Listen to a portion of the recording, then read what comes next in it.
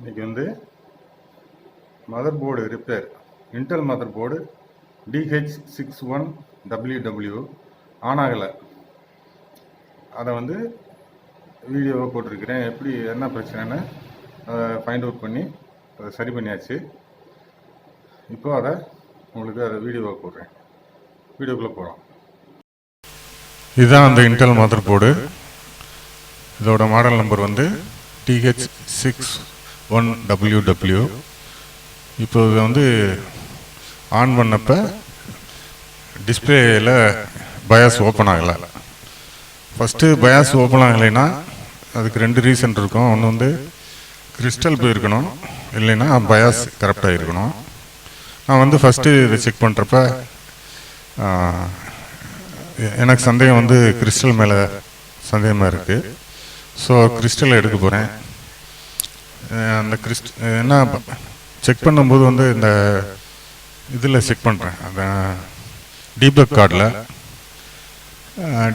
வந்து எல்லாமே F காட்டுது. அப்போ கம்ப்ளீட்டாக பயாஸ்க்கு வோல்டேஜ் போகாமல் இருக்கிறது ஒரு ரீசன் ஃபஸ்ட்டு. அப்போ அதுக்கு ரீசன் எதுனா இந்த கிறிஸ்டல் தான்.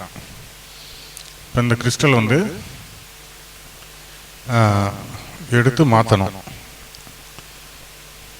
அதை வந்து லொக்கேஷன் காமிச்சிட்டேன். அடுத்தபடியாக அந்த இதுதான் அந்த ஃபோட்டோ, அது லொக்கேஷன். நெக்ஸ்ட் வந்து அதை ரிமூவ் பண்ண போகிறோம். அது வந்து ஒர்க் ஸ்டேஷன் வச்சு க்ளோ பண்ணி அதை எடுக்கணும். அதை நான் வீடியோவில் சேர்க்கலை, அது தேவையில்லாமல் இருக்கும்.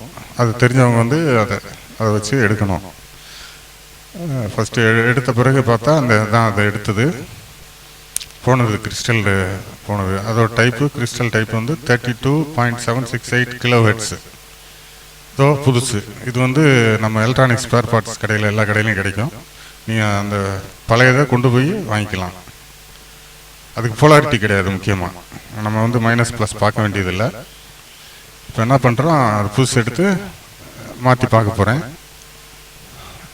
நெக்ஸ்ட்டு வந்து இதை ஆன் பண்ணி பார்த்தப்ப கிறிஸ்டல் வந்து தான் போயிருக்குன்றது கன்ஃபார்ம் ஆயிடுச்சு. ஆனால் டிஸ்பிளே வந்துருச்சு. இல்லை இதுக்கு பரவாயில்ல வரலைன்னா நீங்கள் பயாஸ் சிப்பில் இல்லை பயாஸ் வந்து செக் பண்ணணும். அதில் என்ன ஃபால்ட்டோ அதை பார்த்து செய்யணும். அதுக்கு தனி வீடியோவாக பார்க்கலாம். நன்றி.